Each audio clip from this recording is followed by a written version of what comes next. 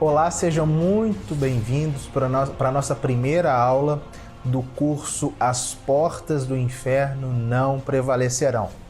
Eu sou o professor Lucas Lancaster, eu sou historiador, graduado e mestre em Direito e já tem alguns anos que eu leciono História da Igreja e desde o ano passado eu tenho dado aulas de História da Igreja virtualmente, que já alcançaram milhares de pessoas, e centenas de alunos que já se matricularam na minha escola de História da Igreja. E eu sou também autor de um livro, de um santo que eu biografei, que é o rei São Luís da França, o livro São Luís, o Rei da Coroa de Espinhos, que por hora está esgotado, mas que em breve voltará para ser vendido.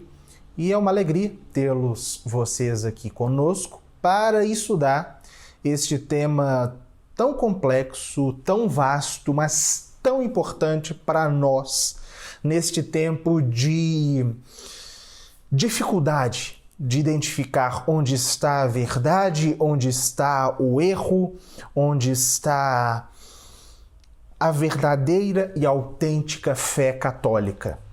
Não é necessário muito esforço para descobrir que a situação da igreja hoje em dia é muito difícil. Porque nós sabemos que, infelizmente, há muitas pessoas dentro da igreja, muitas mesmo, em todos os escalões da hierarquia eclesiástica, que perderam-se completamente em relação à fé, no que é autenticamente a verdade, a doutrina católica, e se deixam corromper por erros, por heresias. Daqui a pouco eu vou explicar rapidamente o que são as heresias. E apesar de a situação da igreja hoje ser especialmente mais grave por causa disso, ao longo de toda a história católica, desde o princípio, a igreja foi atingida por heresias. É verdade que a situação atual ela é mais trágica, ela é mais difícil, ela é uma crise maior do que qualquer outra que a igreja já enfrentou. Porém, é verdade que em todas as épocas, ou quase todas as épocas, a igreja foi atingida por maiores ou menores heresias. E por que conhecer essas heresias? Por que entender estes erros, essas doutrinas, muitas das quais ficaram no passado, sendo que já estão no passado? Porque, vejam, a resposta se relaciona profundamente à pergunta do porquê estudar história da igreja. As heresias, de algum modo, elas integram a história da igreja. Mas, por que nós estudamos a história da igreja? Simplesmente para... alguns acham que é simplesmente para responder aos detratores da igreja, aqueles que acusam a igreja daquele tanto de coisa ruim, ou simplesmente para mostrar que a igreja fez coisas muito boas para a civilização, etc. Mas não. A história da igreja é mais do que isso. A história da igreja é conhecer a nossa fé, e tal como ela foi transmitida ao longo de todos os séculos, desde Cristo e seus apóstolos até hoje. Quando nós estudamos a história da igreja, quando nós mergulhamos em cada passo, em cada dificuldade, em cada tempestade, em cada heresia que se colocou para a igreja, nós percebemos que nós conseguimos, estudando essa heresia, estudando a resposta que a igreja deu à heresia, nós conseguimos descobrir qual é a fé verdadeira. E é isso que eu vou provar para vocês aqui neste curso. Que a fé, que nós conhecemos a fé, que nessa situação de caos em que cada um ensina uma coisa dentro da igreja, nós sabemos qual é a autêntica fé católica estudando a história da igreja. Porque estudando a história da igreja nós veremos em cada momento histórico que a igreja enfrentou, em especial cada doutrina herética que se colocou para a igreja como um desafio, ela respondendo com a verdade. as heresias, elas serviram, e vocês verão isso em todo este curso gratuito, as heresias serviram em cada época, em cada etapa do longo percurso histórico da igreja, para ajudar a igreja a discernir, né? Claro que esse não foi o objetivo da heresia, mas a resposta dos doutores, a resposta dos papas, a resposta dos concílios a essas heresias ajudou a igreja a discernir dentro do depósito da fé que ela recebeu dos apóstolos, né, qual é a fé verdadeira. A história da igreja, em especial, né, as lutas que a igreja travou com as heresias ao longo dos séculos, ela nos ajuda a isso. Foi por isso, né, que eu fundei a primeira escola online totalmente dedicada à história da igreja na internet, que é a Escola de História da Igreja, na qual nós temos um curso, né, dentre outros cursos que lá existem, um curso de História Universal da Igreja que trata detalhadamente de cada momento histórico, de tudo, né, o que é realmente relevante ao longo da história da igreja. Mas, enfim, muitos pensam que as heresias se trataria simplesmente de alguma coisa que ficou para o passado, ou, pelo menos, pensam que as heresias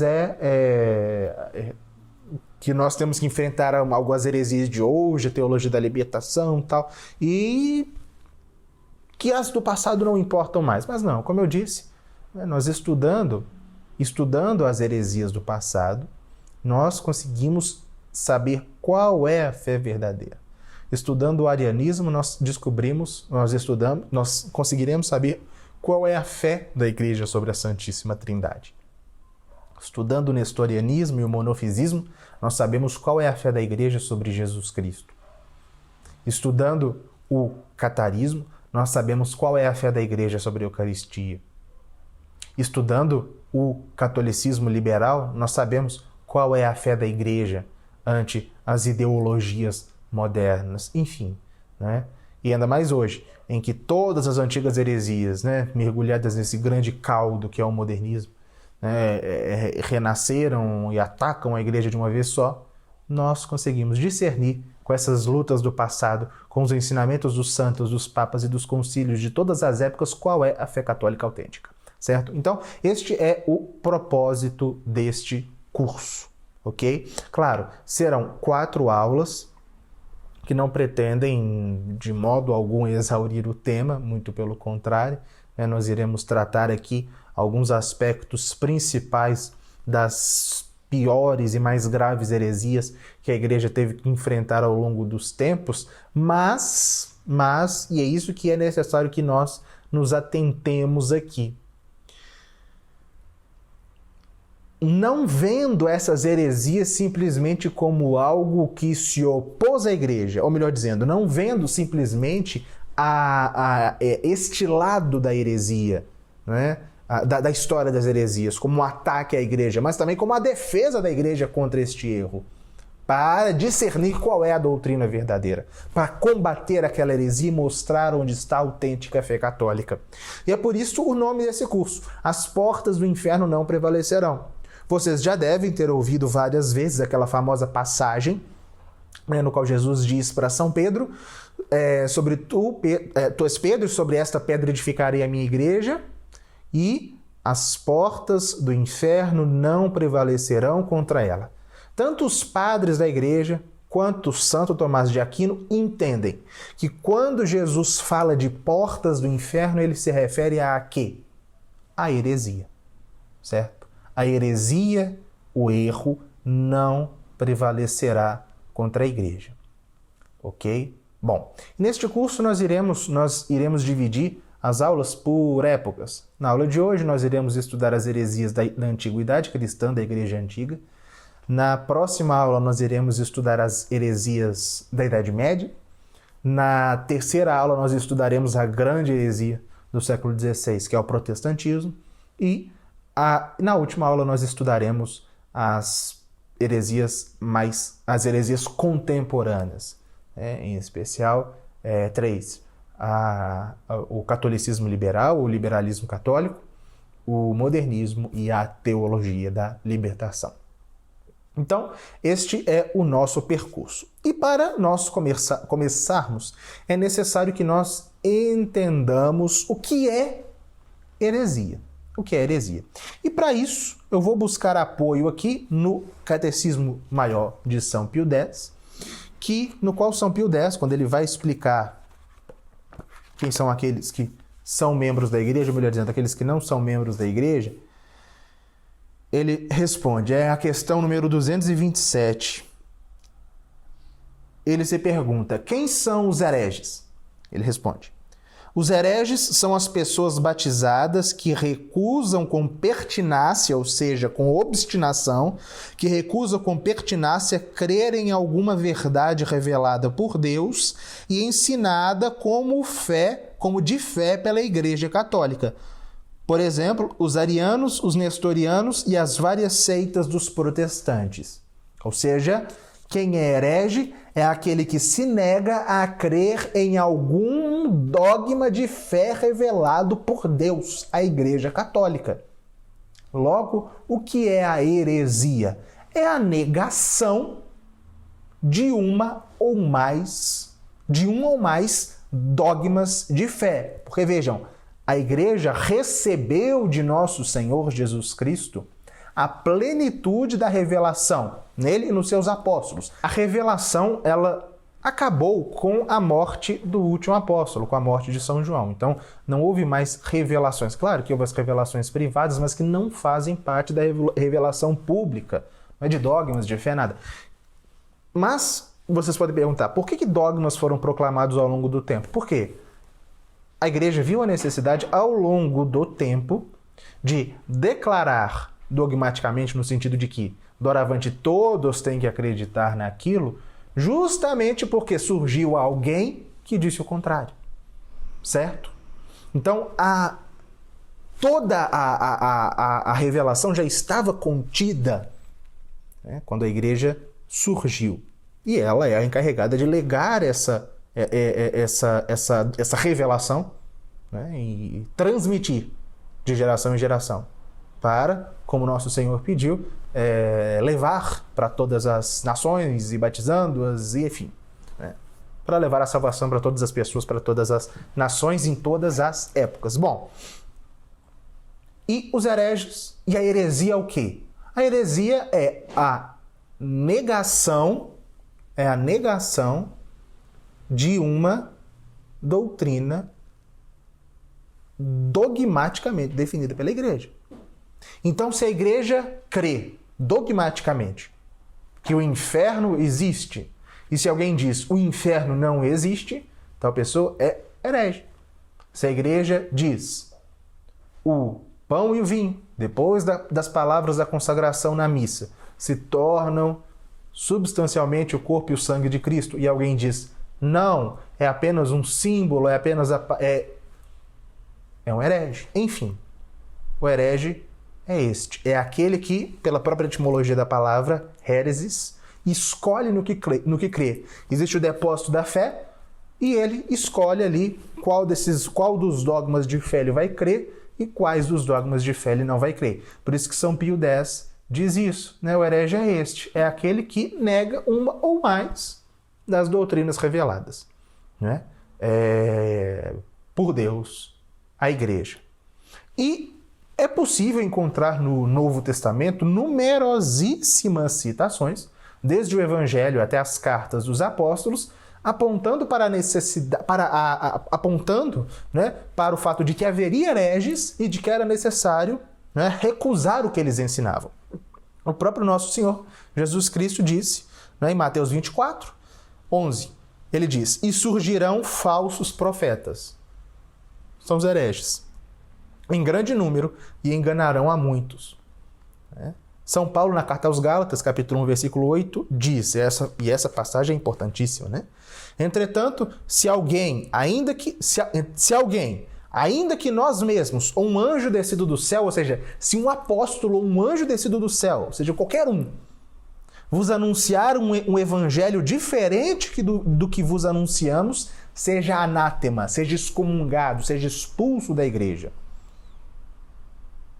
E São Pedro diz na sua segunda carta o seguinte: haverá entre vós falsos mestres, os quais trarão heresias perniciosas.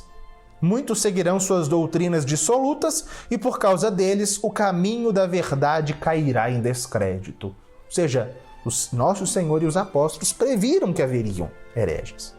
E a igreja sempre tratou os hereges, as heresias, de um modo muito claro. Os hereges sempre foram chamados de hereges, foram excomungados e expulsos. Por quê? Por quê?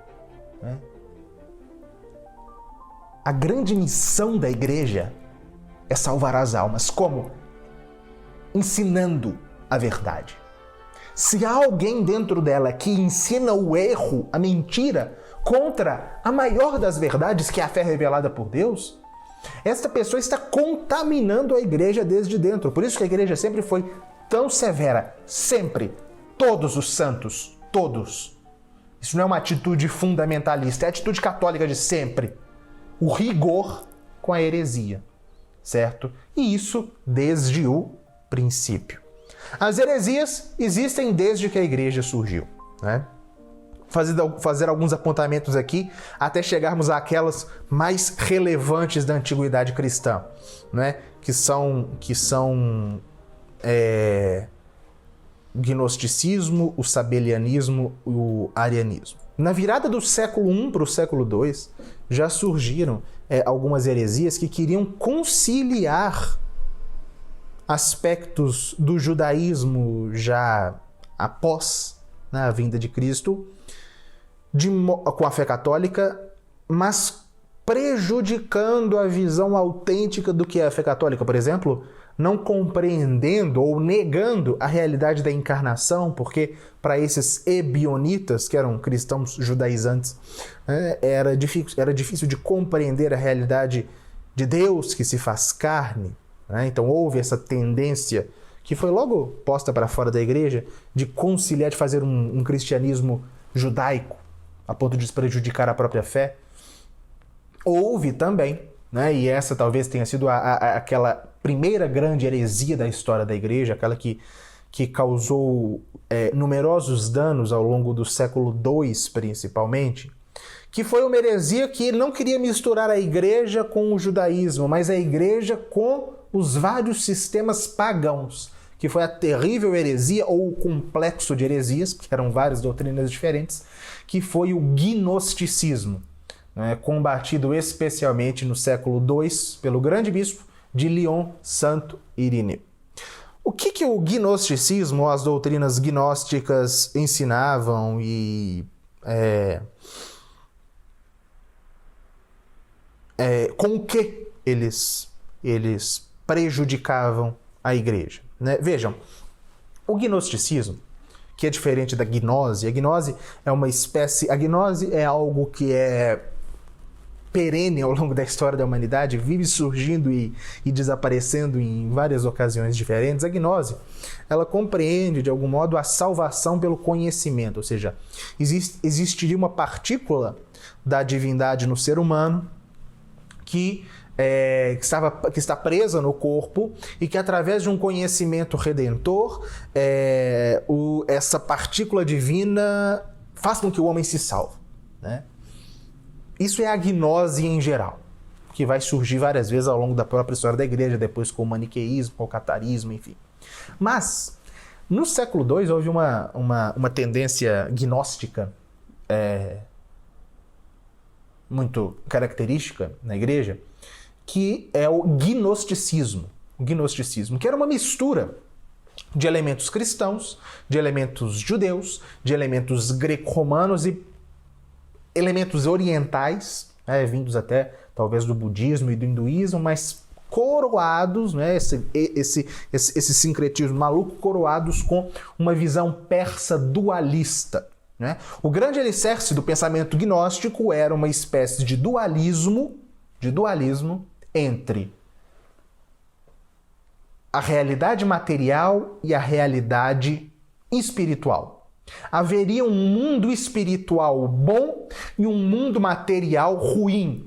Tudo que é matéria, tudo que é visível é ruim e tudo o que é espiritual é bom, não é? Para eles, para os gnósticos, havia um Deus inacessível, perfeito, eterno, não é? Do qual emanaram vários espíritos superiores que eles chamavam de éons, não é? Numa longa escala, um éon foi gerando o outro, um éon foi decorrendo do outro, até que se chegou em um éon que se rebelou contra Deus, não é? E na sua rebeldia criou um mundo material que é mau. Este éon era o demiurgo. Então haveriam dois deuses para os gnósticos. Um Deus bom, que eles identificavam como o Deus do Novo Testamento, e o Deus mau, que eles identificavam como o Deus do Antigo Testamento, que criou tudo que existe e que é mal. Enfim, é uma visão completamente oposta à visão cristã, né, de criação e etc. Bom, a alma humana, para os gnósticos,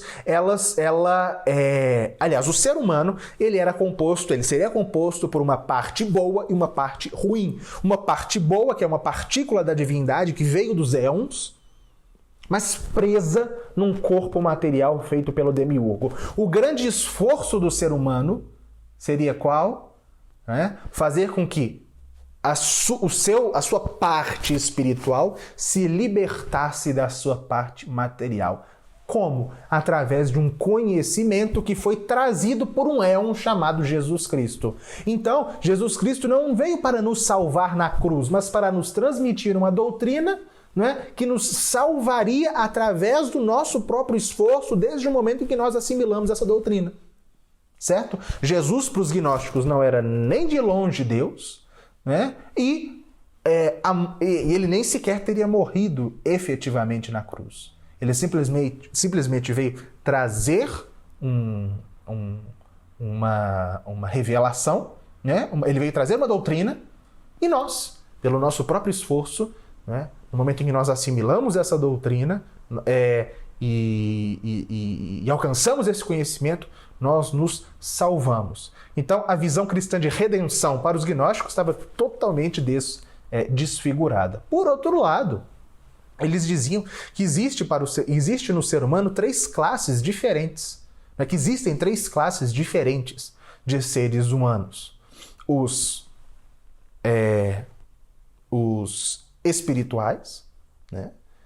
Que eram os gnósticos, aqueles que alcançaram esse conhecimento redentor, os psíquicos, que eram os simples cristãos, e os materiais, que eram os pagãos, que esses aí não tinham salvação de jeito nenhum, não é? A verdade é que o gnosticismo, ele jogava por terra todo o edifício da fé cristã. Porque o que é a fé cristã, afinal, o que nós, enquanto católicos, enquanto cristãos, nós cremos? Nós cremos que Deus, em razão do nosso pecado, se fez carne, não é? Para redimir a nossa culpa, para nos devolver a vida divina, nos devolver aquilo que nós perdemos da nossa queda. Ele veio, nos ensinou o caminho da salvação, de fato, mas este caminho só é possível porque este Deus se sacrificou por nós na cruz e ressuscitou e subiu aos céus. Esta é, o cerne da visão cristã de redenção. Os gnósticos jogavam isto no chão. E mais, o que era inclusive grave, eles negavam a revelação do Antigo Testamento. Eles negavam que houvesse continuidade entre o Antigo e o Novo Testamento. O Antigo Testamento seria um monte de mentiras. O Novo Testamento, ou apenas uma parte deles, Marcião de Sinope, que era um dos heresiarcas gnósticos, porque houve várias doutrinas diferentes entre os gnósticos, de Valentino, de Basilíades, de Carpones, e Marcião foi um deles. Marcião, que São Policarpo de Esmirna chamava de o primogênito de Satanás, ele dizia que ele jogava a Bíblia toda no lixo, à exceção do Evangelho de São Lucas e de algumas cartas de São Paulo, né? Porque ele via, assim como todos os gnósticos, o Antigo Testamento como algo ruim, né? E o Novo Testamento como ausente, né? Não como uma continuidade do Antigo. Então, enfim, colocava toda a fé cristã no chão. Isso causou muitos danos na igreja, porque os gnósticos se passavam por cristãos, se passavam por católicos, contaminavam muitos fiéis, e foi necessário um esforço muito grande dos grandes padres da igreja, sobretudo, aquele que mais combateu o gnosticismo, que foi Santo Irineu. Santo Irineu, que foi discípulo de São Policarpo, que por sua vez foi discípulo de São João Evangelista. Então, Santo Irineu, que foi o grande combatente dessa heresia gnóstica, ele mostra o quê? Verdades essenciais para a fé. Que a autoridade da igreja faz com que nela nós devamos buscar a verdade. E não nestes que congregam fora, como a expressão que ele usa. Que é a expressão que ele usa. Na tradição deixada pelos apóstolos. Inclusive, esse livro ele fala da primazia da sé de Roma, da sucessão apostólica, enfim, da autoridade magisterial da igreja.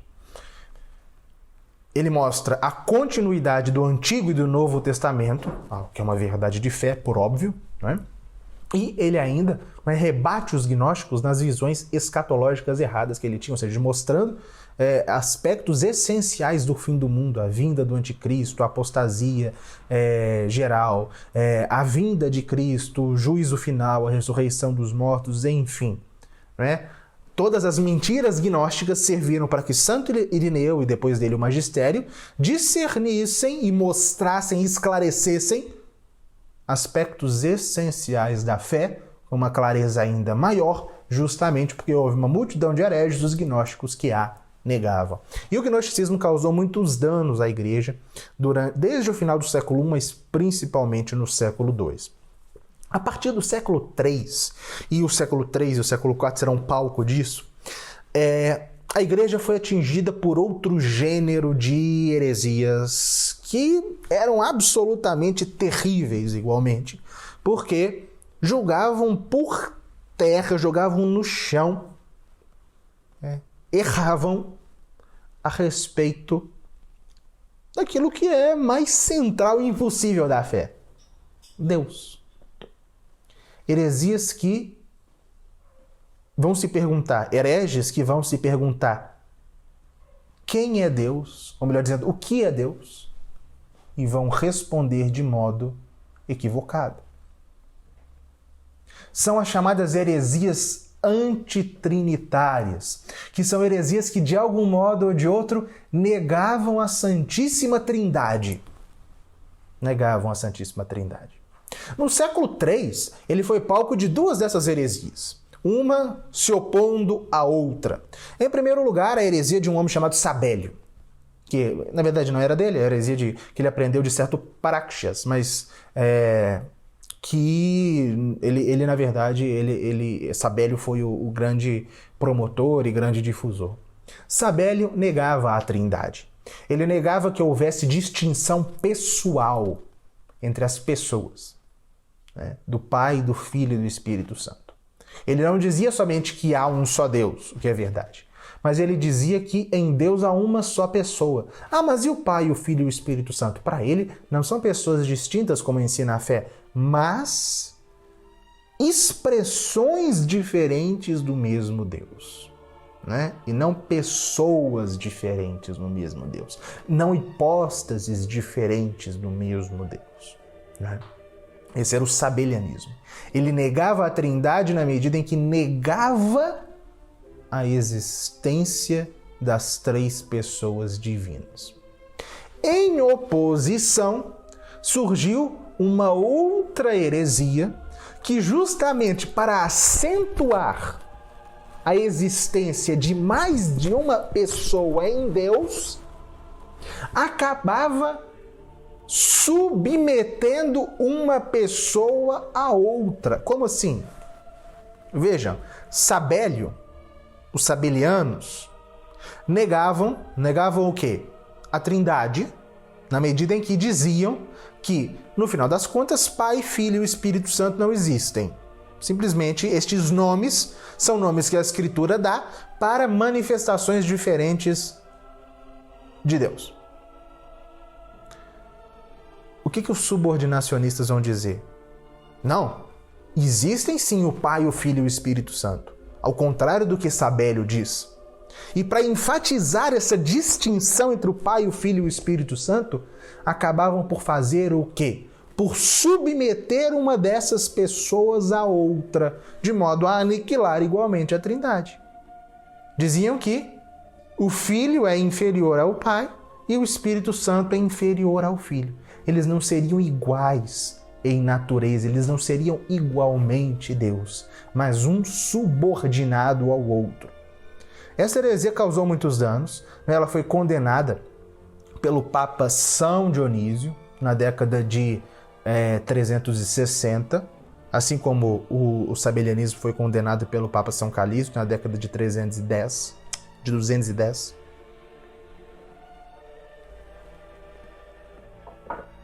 Mas essa discussão que surgiu entre sabelianos e subordinacionistas foi a ocasião, para o surgimento, no século IV, de uma das piores heresias da história da Igreja, que causaria danos tremendos à fé católica, a ponto de os historiadores, tanto da época, os cronistas da época, quanto os historiadores de todas as épocas, reconhecerem como a maior tempestade que a Igreja já enfrentou, que foi a heresia ariana. Vejam só. O que é a heresia ariana? Antes de mais nada, ela se chama ariana porque o seu autor foi um padre chamado Ário. Um padre da cidade de Alexandria, no norte do Egito. Ário quando Ário começou a pregar a sua doutrina herética, que foi o arianismo, ele já era um homem idoso, já era um homem de mais de 60 anos, era um padre, como eu disse, e que tinha algumas características pessoais que atraíam. Por exemplo, era um homem que falava muito bem, que pregava muito bem, era um homem muito ascético, ou seja, que fazia penitência, que tinha aparência de virtude, etc. E era também um bom lógico, um homem bem articulado nas disciplinas, que nós chamaríamos de trivium, que seria posteriormente chamado de trivium. Mas era um homem que achava que a fé cristã, e isso ele herdou do racionalismo pagão, porque Ário viveu na época em que o cristianismo estava triunfando. O arianismo surge justamente no momento da conversão de Constantino, no momento em que a igreja deixa de ser perseguida pelo Império Romano, enfim. Então, Ário ainda carrega alguns elementos pagãos na forma de pensar, sobretudo o racionalismo. E o que é o racionalismo? A convicção falsa de que a razão humana é capaz de compreender, alcançar e entender tudo. E o que Ário achava que ele era capaz de entender? A própria natureza divina. Como assim? Vejam essas duas verdades de fé. Deus é um só, correto? Deus é um só. Há um só Deus, não existem vários deuses, certo? Essa é uma verdade de fé. Outra verdade de fé: em Deus há 3 pessoas. Há 3 pessoas. São 2 verdades de fé que a razão humana, auxiliada pela graça, ela é capaz de desenvolver, de ensinar, de compreender de algum modo, como nós veremos, por exemplo, as obras de Santo Atanásio sobre a Trindade, o De Trinitate de Santo Agostinho, o Tratado sobre a Santíssima Trindade de Santo Hilário, as obras de Santo Tomás de Aquino, enfim. O ser humano é capaz de entender, mas não é capaz de compreender a Trindade tal como se compreende uma equação matemática. E é isso que Ário queria fazer. A razão dele, limitada, como de todos os seres humanos, de se deparar com essas 2 verdades de fé e achava o quê? Que elas são inconciliáveis. Inconciliáveis. Então, o que ele faz? Ele exagera uma em detrimento da outra. Ele exagera a unidade de Deus. Ele exagera a unidade de Deus e faz o quê? Cai naquele erro subordinacionista de dizer que o Filho é inferior ao Pai. Que o Filho, Jesus Cristo, não tem a mesma natureza do Pai. Que o Filho é uma criatura do Pai.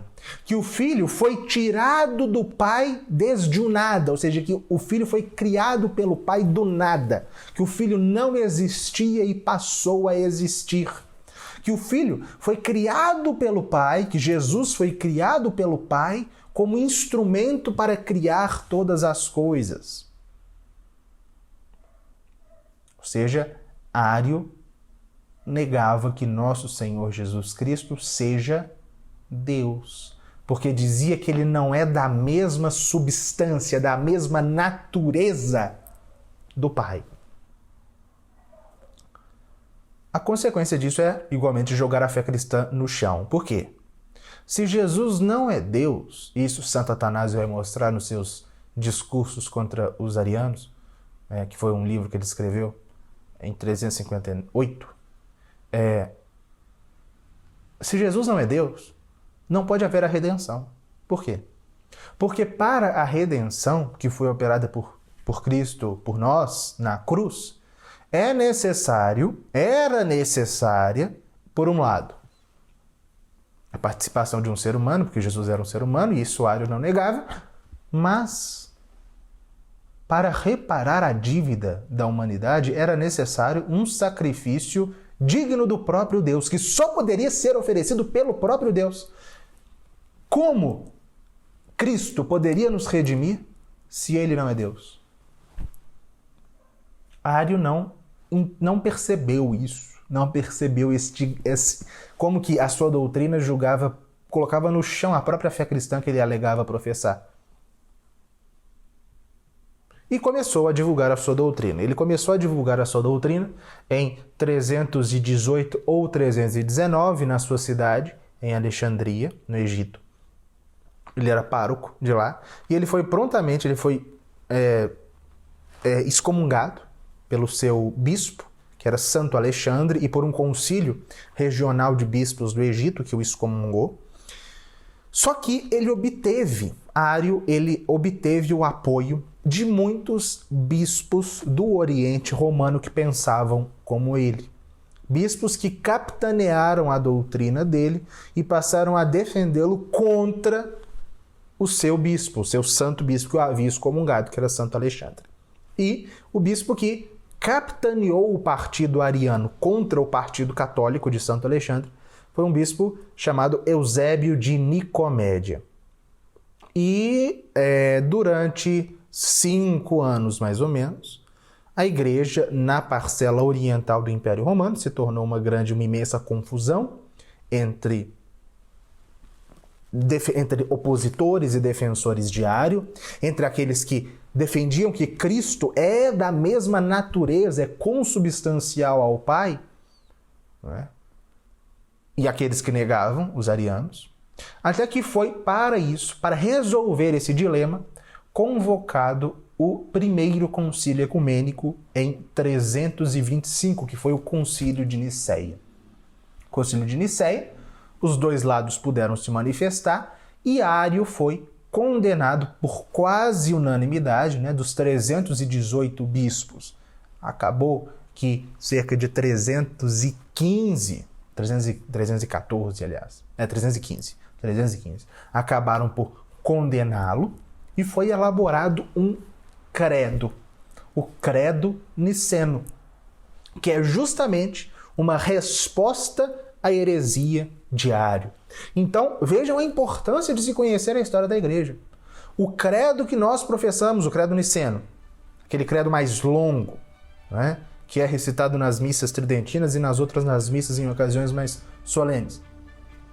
Foi um credo elaborado para mostrar qual é a fé católica, justamente porque houve lá no começo do século IV um padre herege que ousou negá-la. Aqueles trechos do credo que para muitos são incompreensíveis a respeito de nosso Senhor Jesus Cristo são justamente para responder Ário, para negar, né, para responder, para fulminar com anátema aqueles que negavam a doutrina católica a respeito da natureza de nosso Senhor Jesus Cristo.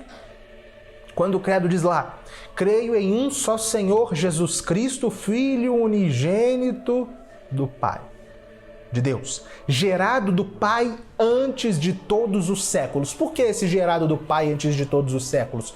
Porque Ário dizia que o Filho, que Jesus foi gerado, foi criado pelo Pai, no tempo. Porque ele é uma criatura, só poderia haver uma criatura depois do tempo. Logo, ele teria sido uma criatura. E o credo diz, gerado pelo Pai antes de todos os séculos. Deus de Deus, luz da luz, Deus verdadeiro de Deus verdadeiro. Gerado, não criado. Qual é a diferença de gerado e não criado? Santo Agostinho iria explorar isso, mas quem explorou primeiro foi Santo Atanásio,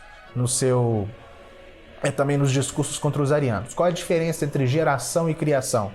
Quando Deus cria algo, ele cria a partir do nada. Algo que não existia passa a existir. Quando Ário dizia que Cristo foi criado pelo Pai, significava o quê? Que o Pai criou Cristo, criou o Filho a partir de algo externo a ele. Isso é criação. E o que é geração? Imagine uma geração humana, não é? Um homem e uma mulher geram um filho a partir de quê? A partir de si próprios. A partir de si próprios. A partir da sua própria natureza. Geram um outro ser humano que é da mesma natureza da deles. Do mesmo modo, é óbvio, Santo Atanásio até enfatizaria isso. Nós não podemos entender a geração eterna do Filho como a geração humana. Mas, como a geração humana, o Filho é gerado tendo, portanto, a mesma natureza daquele que o gerou. Ele é da mesma natureza, da mesma substância, porque é gerado. Por isso o credo diz, creio em um só Senhor, Jesus Cristo, Filho unigênito de Deus, nascido do Pai antes de todos os séculos, Deus de Deus, luz da luz, Deus verdadeiro de Deus verdadeiro, gerado, não criado, consubstancial ao Pai. Consubstancial. Em grego, homoousios. Homo, igual. Ousia, substância, da mesma substância. Na nossa língua, consubstancial. Essa expressão que os arianos nunca aceitariam, porque designa o quê? Quando se diz que o Filho, que nosso Senhor Jesus Cristo é da mesma substância do Pai, a mesma substância do Pai, se diz que ele é o quê? Igual ao Pai. Ele é Deus com o Pai. Certo? Bom, então o credo foi proclamado. Essa é a fé católica a respeito, não é, da relação entre o Pai e o Filho. Os arianos a princípio eles se mantiveram quietos, mas em seguida, uns 5 anos depois, eles voltaram a causar problemas na igreja, voltaram capitaneados, não é, por um grupo de bispos hereges que se fingiram de católicos, perverteram, melhor dizendo, manipularam o imperador Constantino. Eles tinham um projeto muito claro de dominação da igreja. Em primeiro lugar, o que eles fizeram? Eles se fingiram de católicos. Eles fingiram que eram nicenos, ou seja, que eles aderiam à doutrina do Concílio de Niceia. Em segundo lugar, o que eles fizeram? Eles começaram a reunir, não é, concílios regionais para depor os bispos que eram os seus opositores.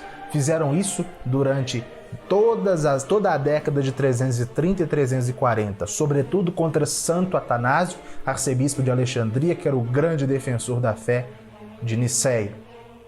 E em seguida, eles chegaram a converter o filho do imperador Constantino, Constâncio II, ao arianismo, né? E com o auxílio de Constâncio II, a convocar uma série de conciliábulos,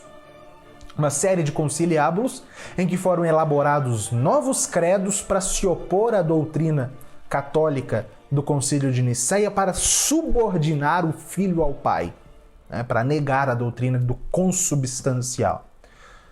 O auge dessa crise terrível foi o finalzinho da década de 350, dos anos 359, 360, 361, época em que São Jerônimo escreve, né, no seu Contra Luciferianos, que o mundo adormeceu católico e gemendo acordou ariano, porque a igreja estava toda...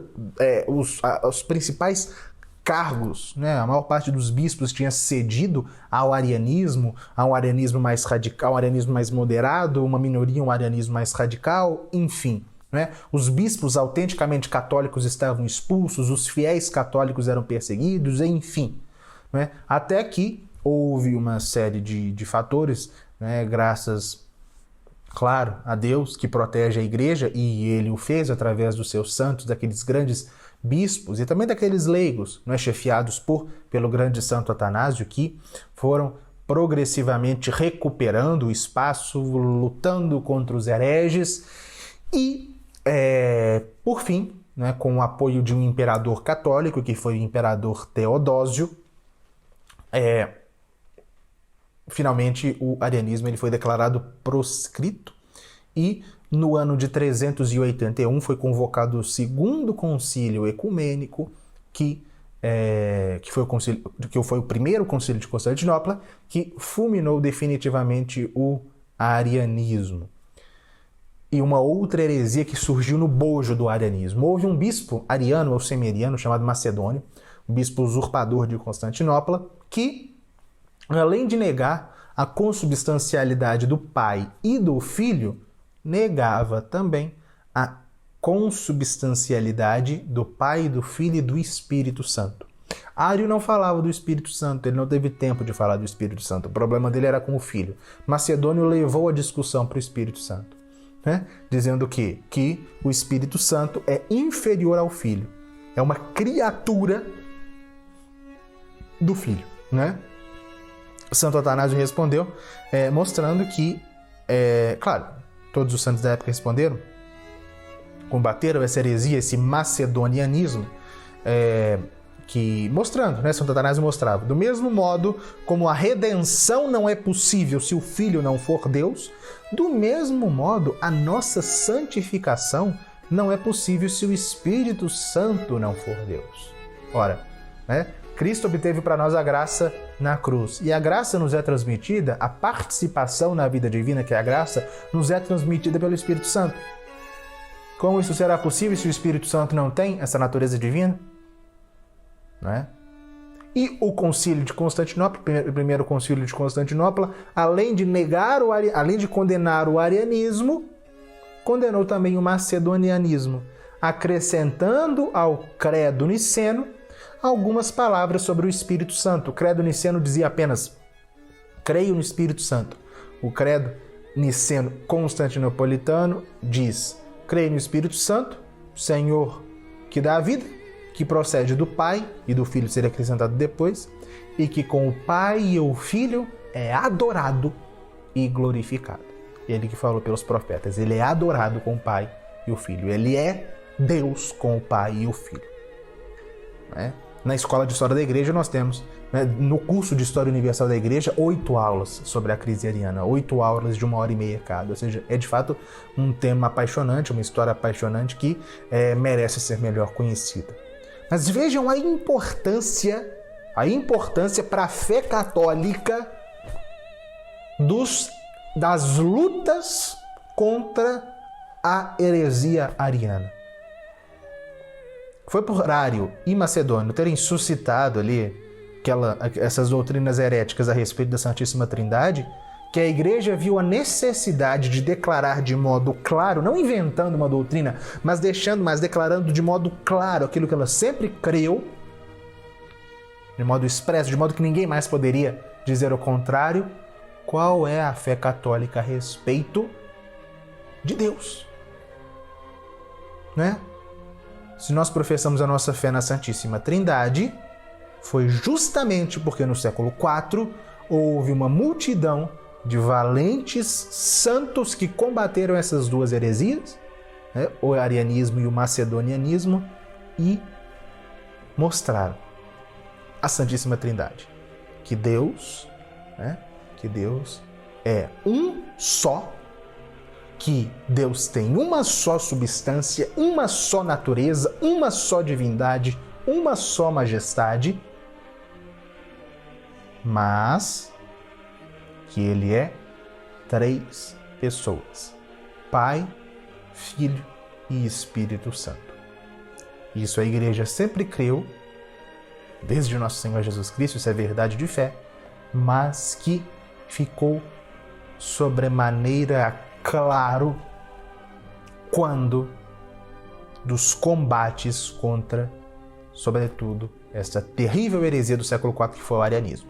Por isso que os séculos III e o século IV foram as épocas dessas heresias antitrinitárias, desde aquelas duas do século III, que eram o sabelianismo e o subordinacionismo, e essas outras duas do século IV, que foram o arianismo e o macedonianismo. A Igreja as venceu e a fé católica triunfou em definitivo no Concílio de Constantinopla com a declaração dogmática a respeito do que é a própria Santíssima Trindade. Que meio melhor para compreender isso, senão do que estudar a história da Igreja. Bom, e na virada da Antiguidade para a Idade Média, né, que foi aquele final do século IV, início do século V, né, o século V já é o fim da Antiguidade, houve uma personalidade na história da Igreja que se destaca acima de todas as demais, principalmente na época, e cujas obras se dedicaram a fulminar muitas das heresias que estouravam aqui a acolá na sua época, e que as respostas que ele deu a essas heresias foram fundamentais para o esclarecimento de alguns aspectos essenciais da filosofia e do dogma católico. Essa pessoa foi Santo Agostinho, né, que foi bispo de Hipona, no norte da África, entre o século IV e o século V. Santo Agostinho, ele, além de ter tratado de virtualmente todos os aspectos, né, da fé católica e mais além, né, houve 3 heresias que se depararam diante de Santo Agostinho e que ele solucionou. A resposta que ele deu, a resposta doutrinária que ele deu, é a resposta da Igreja. Uma dessas heresias foi o maniqueísmo. O maniqueísmo era uma nova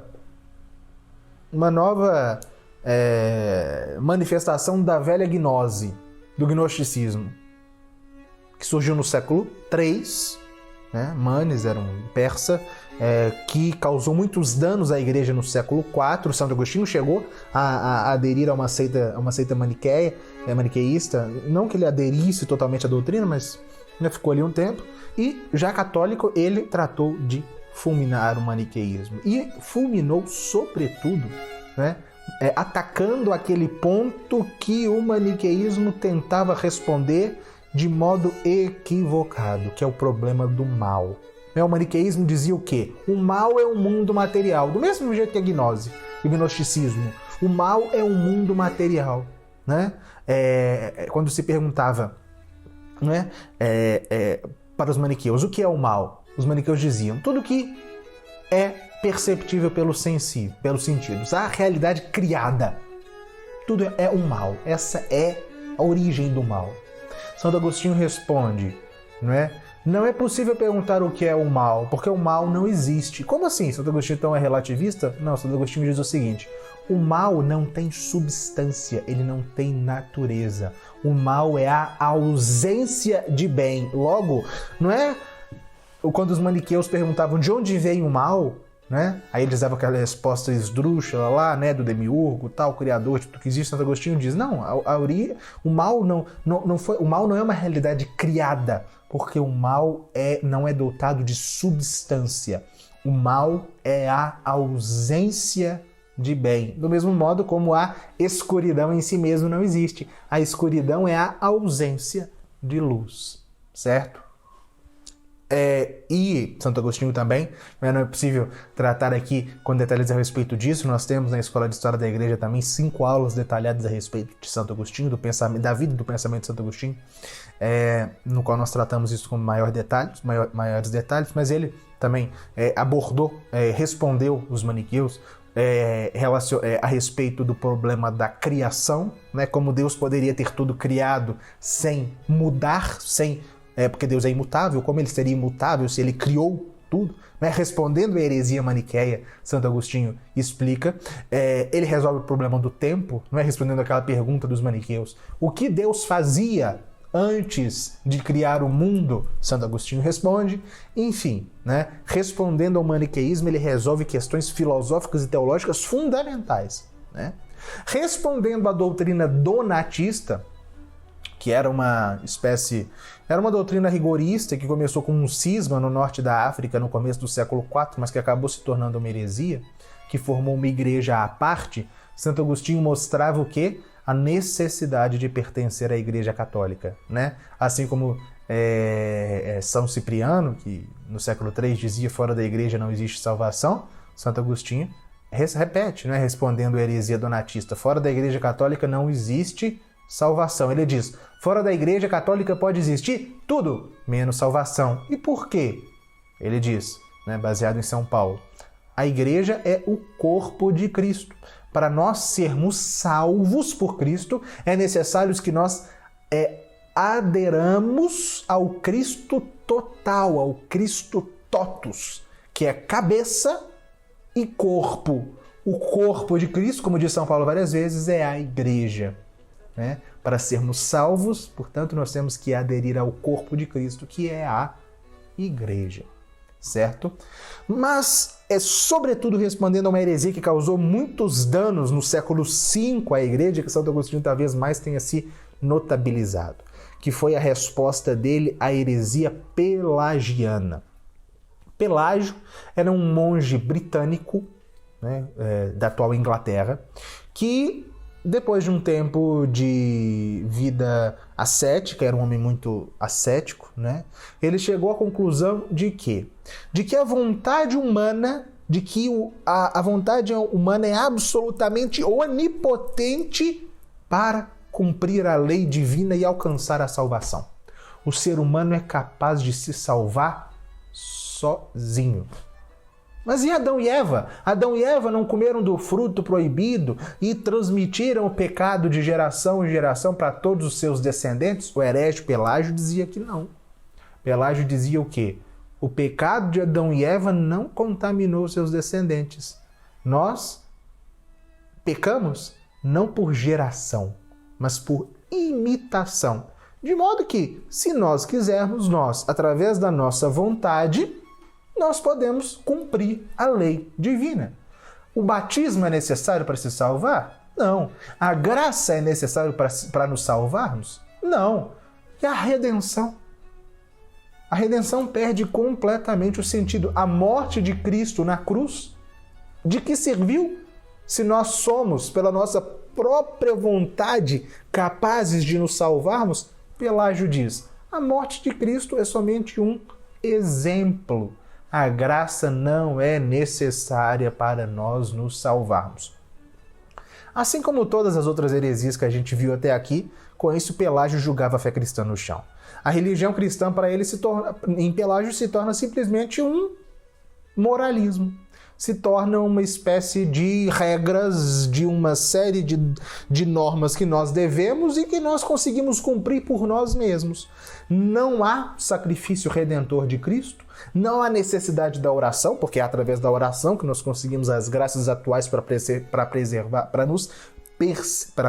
nos preservarmos na vida da graça, né? Porque cada um se salva por si mesmo. Ou seja, não existe pecado original, a graça não é necessária, enfim, a vontade humana é capaz de cumprir a lei divina e obter a salvação. E veio, né, a grande luta, uma das grandes lutas de Santo Agostinho foi justamente contra os hereges pelagianos. E aqui, né, é necessário acentuar uma coisa. Muitos dizem que Santo Agostinho nega o livre-arbítrio, porque ele enfatiza muito a necessidade da graça. Isso é absurdo, isso é ridículo. É justamente a dificuldade de se ler um autor, né, sem perceber o contexto no qual ele está escrevendo. Ele está combatendo os pelagianos. O que os pelagianos fazem? Eles enfatizam, eles não enfatizam, eles colocam o livre-arbítrio, a liberdade humana, não é que não é só a mesma coisa, mas enfim, aqui não vem ao caso. Eles colocam o livre-arbítrio como capaz de tudo por si mesmo. O que Santo Agostinho faz? Não é? Já que ele está ali, o pelagianismo vai para um extremo. Ele faz um esforço para trazê-los para a linha média, para a via média da verdade. Como? Enfatizando aquilo que os pelagianos negavam, que é a graça. Santo Agostinho não nega o livre-arbítrio, tanto é que contra os maniqueus, né, ele escreveu um livro chamado Do Livre-Arbítrio. Né? Santo Agostinho faz o quê? Contra os pelagianos. Ele mostra, em primeiro lugar, que ao contrário do que eles diziam, nós já nascemos com a mancha do pecado enquanto descendentes de Adão e Eva, que é o pecado original. Né? Expressão cunhada por Santo Agostinho. E é justamente por sermos manchados pelo pecado original que nós precisamos da graça. E o que é a graça para Santo Agostinho? É a ajuda divina para cumprir o que a lei de Deus ordena. Pelágio diz, não precisa de ajuda divina. Deus simplesmente nos dá a lei e nós cumprimos. Santo Agostinho diz, não, nós precisamos também da ajuda dele para cumprir a sua lei. Por quê? Porque ela é necessária justamente por causa do pecado original.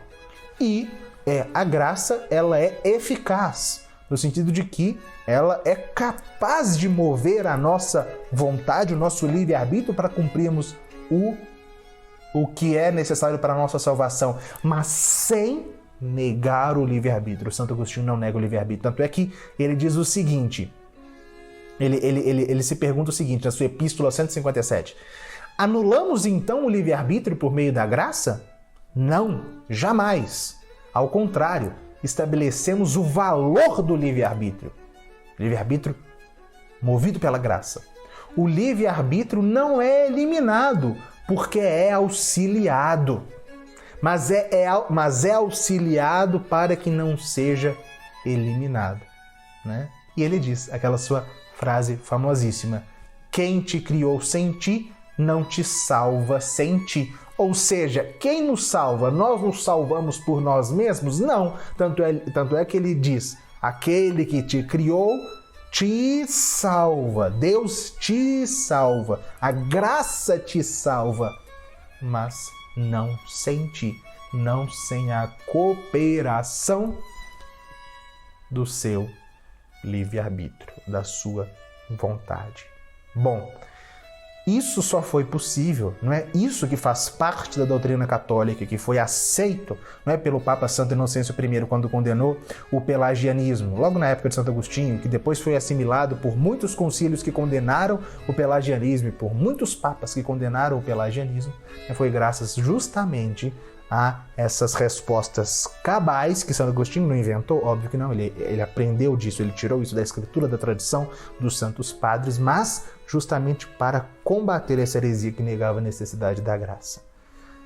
Bom, então, na virada, né, da Antiguidade para a Idade Média, já nós podemos perceber esse personagem, esse santo, esse doutor fundamental que, como outros antes dele e outros depois dele, através da sua doutrina, conseguiu rebater as heresias e mostrar qual é a verdade católica a respeito desses pontos tão fundamentais, que é o problema do mal, a questão da necessidade da igreja e a respeito do pecado original e da graça.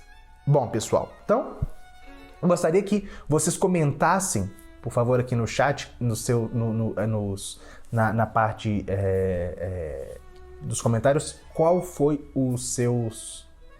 foram os seus maiores aprendizados hoje, o que vocês gostaram, né? O que vocês mais gostaram, o que vocês não sabiam e que aprenderam. E diga aí para que nós possamos saber.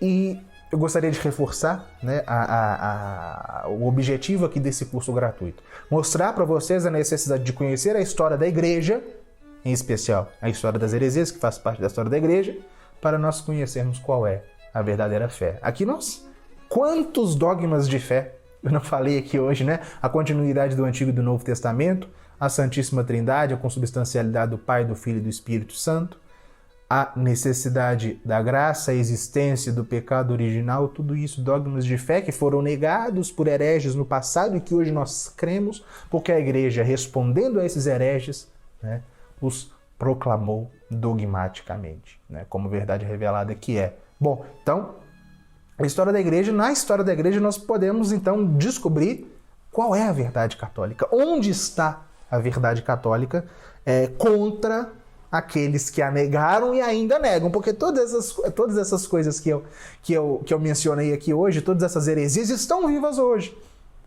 e dentro da igreja. Então nós conhecendo a história da igreja, nós conseguimos entender